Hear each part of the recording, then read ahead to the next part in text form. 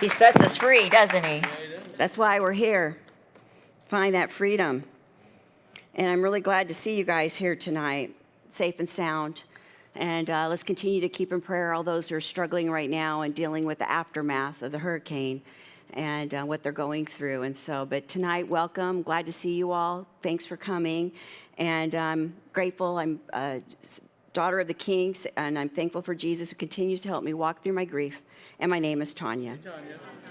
Well, if you're on the weekly emails and you read it this week, you knew that tonight was the relapse lesson. And all I want to say, kudos to you for coming anyway, because who likes to be reminded in recovery that relapse is part of our journey and what we're going to go through, and it's going to happen. And I know there's other people that hear the word relapse and they think, oh, that lesson's just for the addicts. That's for those people who struggle with addictions, drugs, alcohol, porn, shopping, gambling, or food. But the reality is some of us relapse back into people-pleasing. Some of us relapse back into blowing up, fixing or rescuing others from their poor choices or their problems. And sometimes we fall back into the habit of listening to our self-defeating false beliefs or lies. So any unhealthy addiction or compulsive behavior we fall back into is a relapse. But guess what? Don't get depressed yet. We can be prepared to go to battle by preventing it if we have a plan. That's why we're here. We're learning how to live God's way by working on implementing the principles and steps as we come to understand them and how they work into our lives.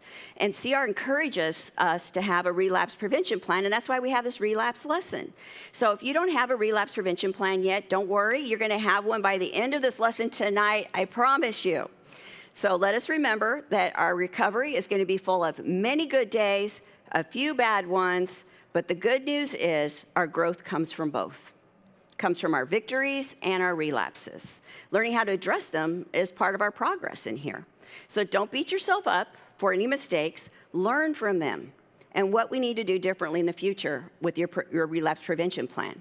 Because paying attention also to our victories is just as important as dealing with our relapses, because our victories, noticing them, is what helps keep us motivated to keep on trusting God in this process as we see our successes. So let's get this lesson going by jumping in and going over tonight's principles and steps. Everybody should have a handout, and the principles and steps are in there at the top. Principle 7, reserve a daily time with God for self-examination, Bible reading, and prayer in order to know God and His will for my life and to gain the power to follow His will. Blessed are the pure in heart, for they will see God, Matthew 5:8. And a corresponding step 11, sought through prayer and meditation to improve our conscious contact with God, praying only for the knowledge of His will for us and the power to carry that out. And then the last corresponding scriptures, Colossians 3:16, let the message of Christ dwell among you richly. So let's look into what we can do to create our own personal relapse prevention plan from God's Word to help us when we need it. So the first letter in your acronym tonight on your handout that we're going to fill in is the R, and this is the first step in our relapse prevention plan. We got to ask God to help us recognize, R's for recognize our weak points. Recognize our weak points.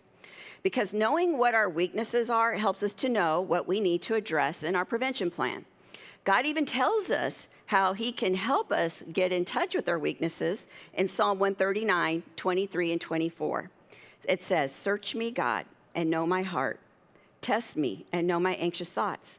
See if there is any offensive way in me, and lead me in the way everlasting. Believe the psalmist demonstrated for us here how we can ask God to reveal to us who we really are and to show us if we've done anything wrong. And there's another tool that I like to use and as a way to talk to God and to help me work on identifying my weaknesses, and that's the daily inventory tool. Through the questions I ask in that, I'm talking to God and asking Him to help me identify and see those things I'm evaluating myself with each night. Recently in my Crossroads lesson, I mentioned how I use 3 questions for my daily inventory to evaluate myself each day, to notice what I did well, notice my weak points, and if there's any messes I need to clean up. Those are my 3 things. I keep it simple, to the point, so I can know what I need to address. Now, Digger, when he did the daily inventory lesson, he has 12 questions that he goes through each day that he looks at for himself. So either way, whether it's 3, 12, or somewhere in between, using the daily inventory tool is a great way for you to notice your weaknesses, notice what you're doing well, so you can see your success, you can see you're still progressing and making progress in your recoveries here. It's just do some kind of evaluation. That's the point of this one, to get you in the practice of asking God to help you identify your weak points. Because when we identify our weak point, then we've got to move on to the next step in our relapse prevention plan, which is to establish our escape routes. What's your plan? Next time you're driving by the bar, telling yourself you just want to go in for a sandwich. Do you have a plan for that? Who knows you're there? Is it really a good idea? Or what's your plan next time you're bored, lonely, or emotional, and you're tempted to stuff your feelings with food? Or get on the computer and buy a bunch of stuff you don't need, or go watch porn. Will you reach out to your sponsor first before eating all that sugar? If you're struggling online, do you have a notification system that tells someone you trust that you're online that can see what you're doing? I think you're getting the point here. It's when we recognize our escape routes, it takes time. It's a commitment to our recovery here. We're saying we're going to take these extra steps to help prevent us from falling into our old patterns of behavior that are unhealthy, our old addictions and compulsive behaviors. And it's going to take some work. But then once we do it, once we ask ourselves the right questions, was this a good idea? Did I let somebody know? Do I have a plan for this? What's my way out? And if you don't have those things established, you probably shouldn't do it. You should wait till you get a plan established. Then you can go back and then see how it works out for you. And that's what I just encourage you to do, because the best way to work at establishing an escape route is then you got to apply it. It doesn't work if you know what to do if you don't apply what you've decided you needed to do for yourself. So it's a commitment to keep your recoveries going when we do this. And when I'm being tempted, I try to remind myself in that moment that every day I get to pick my pain. Remaining the same is painful, and making change is painful, but I get to choose my pain, and so do you. We all do. And I think that's some kind of good news, right? It kind of helps motivate me to realize either way is painful for me, but one way is a little bit healthier and the other way is not. So I can choose which painful path I'm going to walk down and which way I want to go, and which one I'd rather live with. You know, and I got more good news about those moments when we're tempted. It comes from 1 Corinthians 10:13. It says in that verse, no temptation has overtaken you except for what is common to mankind. And God is faithful. He will not let you be tempted beyond what you can bear. But when you are tempted, he will also provide a way out so that you can endure it. Isn't that an amazing truth? I think it's so amazing to know that God can help us and wants to help us, and he can even provide a way out. But we also have to be responsible too. We just can't say, oh, I don't need a plan. Oh, I'm just going to go into the bar and have my sandwich and just hope it works out. God, thanks for being with me, helping me. No, we got to have a plan too. We got to be engaged, and we got to be responsible for our choices too. We got to be responsible for our choices too. So we have to have a relapse prevention plan. And then we can pray and ask God to help us remember our plan when we're tempted and to give us the strength to follow that plan, or provide us a different way out if our plan doesn't fit our circumstances. And then I hope we take it. I hope we take it. And the next thing we can do for a relapse prevention plan is to listen to your support team. Having a sponsor and accountability partners is critical to help us as we work our relapse prevention plan. Being reminded how they found success and avoided relapse can encourage us to not give up and to continue to press forward. So don't make excuses for not calling them. And if you are concerned or wondering, especially right now, maybe if your sponsor accountability partner is having to deal with stuff from the storm and their lives are upside down right now, you can ask them. If you don't have the capacity or the time to talk to me right now, just tell me, because then you'll know they can tell you and you know to move on to somebody else. And if your accountability partners or sponsors aren't available, talk to a counselor, but talk to somebody. Because Proverbs 27:17 tells us, as iron sharpens iron, so one person sharpens another. It's so vital and so important that we stay connected to others and talking to them and getting help as we need it as we work on our recoveries.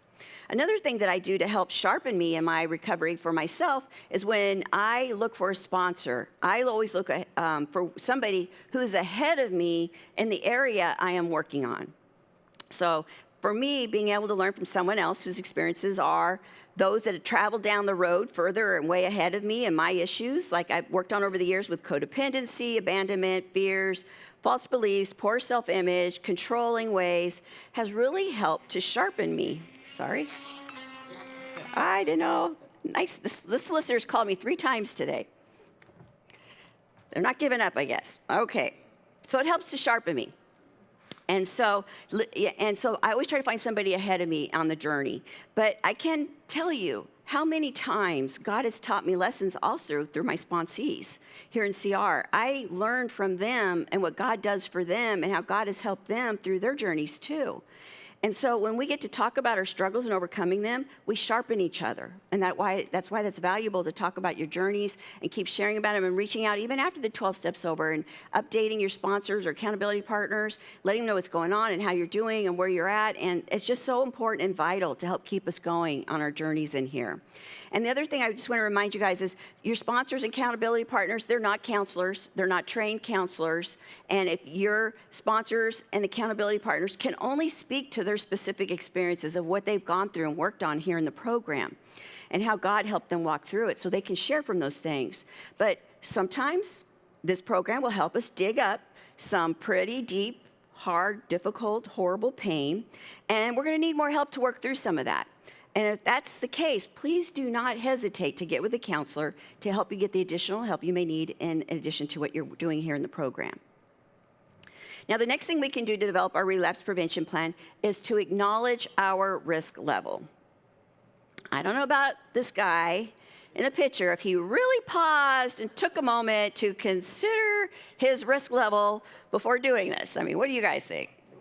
Yeah. Based on the picture, I would just say a hard no, right? That's a hard no.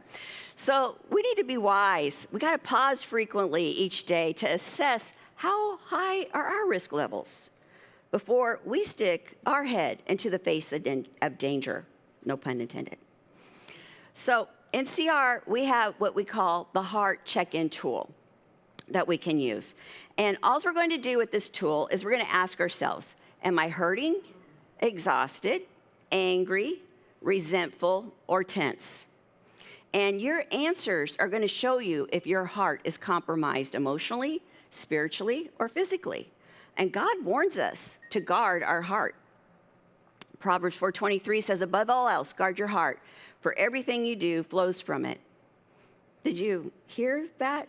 I got to back up for a second. It doesn't say not a few things or certain things flow from our heart. It says everything we do flows and comes from our heart. So we need to guard it. We need to guard it. And this assessment is a tool that we can use to help us get in touch with what's going on in there. So we can stop to ask ourselves some questions, hopefully before we proceed or react. And if you don't have a relapse prevention plan, I would encourage you, start with this tool. Go put hearts all over your house, put them on your fridge, your mirrors, your car, your computer, wherever you happen to go, in the bathroom mirrors, whatever you go, windows, your animals, whatever works that you're going to see, touch, and look at every single day. So you will remind yourself to do the heart assessment throughout the day. Just let it be there to remind you and take a moment, pause, and ask yourself, am I hurting, exhausted, angry, resentful, or tense? And then you'll know how you're doing and where you're at and where you might be, one of your weak points that you need to figure out your relapse prevention plan for. And when let's say you do say, yeah, I am struggling today. I am struggling with one of these areas of my heart assessment question or heart assessment tool, then we got to be curious if we're struggling and ask ourselves more questions. Don't stop there. Yeah, I'm really resentful today. Okay, and you walk off and just go about your day. No, what's going on? Why are you resentful? What are you not doing? What are you doing to deal with it? So we got to ask ourselves some questions. So I'm just going to give you a few that you could use, but you need to have, it's whatever you make up that works for you. These are just some suggestions. So if you're exhausted, you might ask yourself, do I need a nap or some time alone? If you're angry or resentful towards someone, question you might ask is this a good time to really tell them what I think? And honestly, for me, one of my relapse prevention tools for this particular one, if I'm emotionally charged, is I wait 3 days. My rule is to wait 3 days before I reply. I want a cool down period. I want to think about it period. And I want to approach it more logical than emotional. And so I have to give myself 3 days. I find 3 days usually works pretty good for me. And 90% of the time I do this, but there's a 10% that when I don't. But, that's part of the journey too. But it's really helped me by having to tell myself to wait this 3 days when I know I'm emotionally charged from something that happened. And that's a prevention plan there. Now, you can also ask yourself, if you're hurting, have I reached out for support or input? And the last one, if you're tense, what's causing it? Is there someone or some unexpected circumstances that you're avoiding or running from? So be curious if you answer yes to any of the hard assessment questions, and investigate. Ask God to help you see and know what's going on there, and what is it that you need to deal with that before it can turn into a relapse of some kind back into your addictions or compulsive behaviors. Now, as I said, these aren't the only questions you can ask yourself, but you get the point. The point is to be curious. Ask yourself questions. Do the hard assessment to help you determine what relapse prevention plan you will need before you go down. Because the reality is, you guys know this quote, if we fail to plan, we can plan to fail. That's right.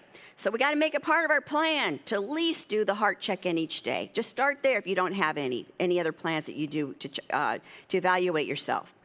And then the next thing we can do for our relapse prevention plan is the letter P, pray and read our Bible daily. This is critical in our recoveries to gain the power and knowledge we will need to deal with our temptations. Matthew 26:41 says, watch and pray so that you will not fall into temptation. The spirit is willing, but our flesh is weak. So God says, watch and pray because we will be tempted. And even though it's not the desire in our spirit to do the wrong thing, we will eventually fall down. Our flesh is always enticing us to go back to our old addictions and compulsive behaviors. But never forget that when we fall down, that does not mean God will reject or abandon us, because he won't. Hebrews 13:5, he says he will never leave or forsake us. He will help us back up. He will restore us back into fellowship with him if we will turn our hearts back towards him. There's a couple of examples of this from God's word. One of them is about David.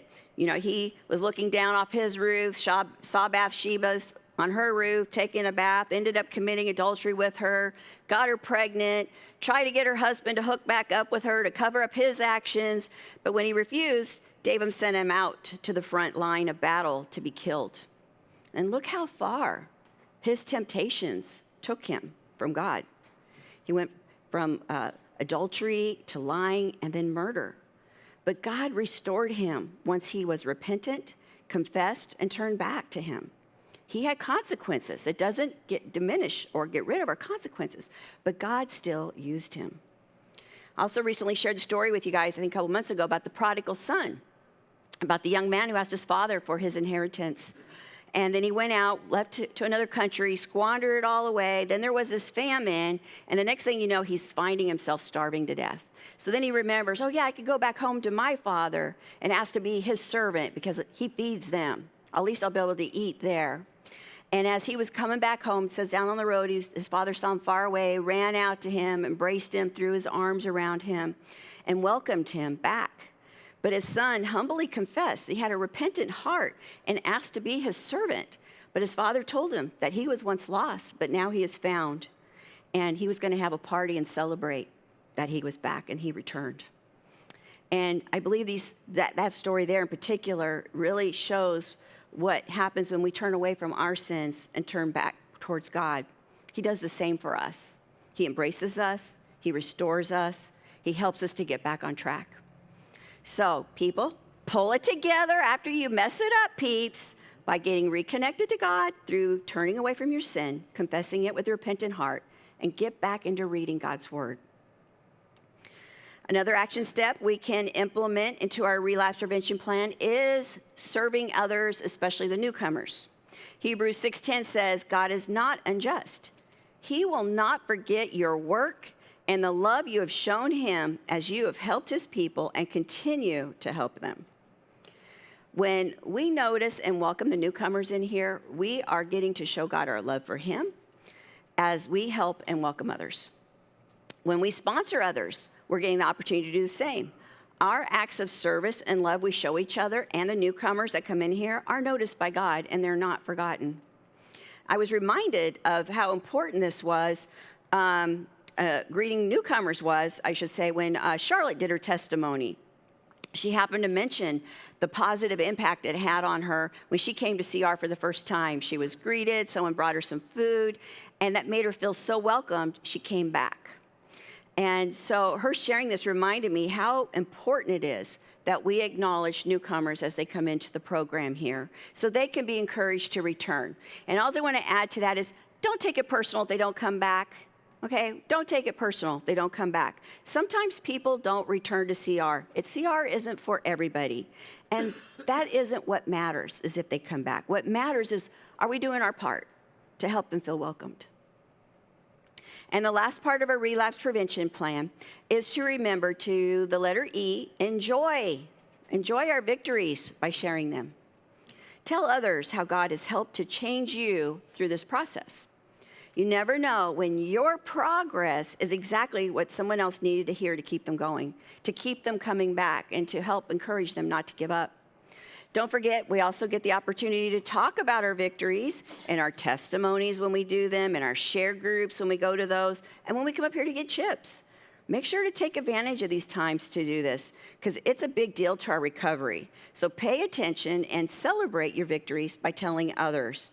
Even better, do a little Seinfeld dance with your peeps after CRs. You share in the excitement of what God is doing in your life, or celebrate with your own dance. It doesn't matter. Maybe you have your own vibe, whatever that vibe is, or if you can't bust a move, you can just freestyle it like Elaine. That works too. Just be excited and celebrate and notice the changes you are seeing God do in you. Jeremiah 33:6 says, "Nevertheless, I will bring health and healing to it. I will heal my people and will let them enjoy abundant peace and security." You know, in the book of Jeremiah, specifically in this chapter 33, it delves into the unwavering faithfulness of God in spite of the people's lack of faith at that time. In the midst of their despair and destruction, God promised them a future of hope, prosperity, and restoration if they would turn back towards Him. So, showing up tonight, maybe it didn't seem like a big deal to you, but it's a victory. Did you notice it? Not taking a drink or watching porn today will be a victory for some of you, but did you notice it? Not blowing up or people-pleasing today is a victory for some, but did you notice it? These are the changes, and there's so many changes that all of you are making in your lives, and I'm just naming a few here. There's so many things you're already doing, but are you noticing it? Because if you're not celebrating the changes when you notice that you've started changing, you're responding differently, you're reacting differently, you're doing a heart check-in, whatever it is, those are to be noticed. You can thank God for it, and it encourages you as you recognize the positive things that God's doing in you. So it's so vital and important that we take the time and make sure, and I just can't stress enough the value of celebrating what God is helping each and every one of us to accomplish every day. This is hard work in here. This is not easy. This isn't come and sit and listen and hope I change when I walk out the door. This is come, sit, listen, and apply what I'm hearing when I walk out the door. Do what God is asking me to do when I leave this place. And this is hard work in here. So we need to celebrate our successes and changes, or we're going to lose heart. We're going to think nothing's happening and nothing's different in us, and we're just staying the same. And why bother, right? Why bother? So we need to pay attention and make sure we don't lose our motivation by noticing the good things that God's doing in us. All right, so that's all I got for you tonight. I made it short and sweet and to the point. I do add some questions to your handout. You can use those in your share groups if you like, or at home on your own. Let's go ahead and stand and say the Serenity Prayer together, and then we'll head out to share groups.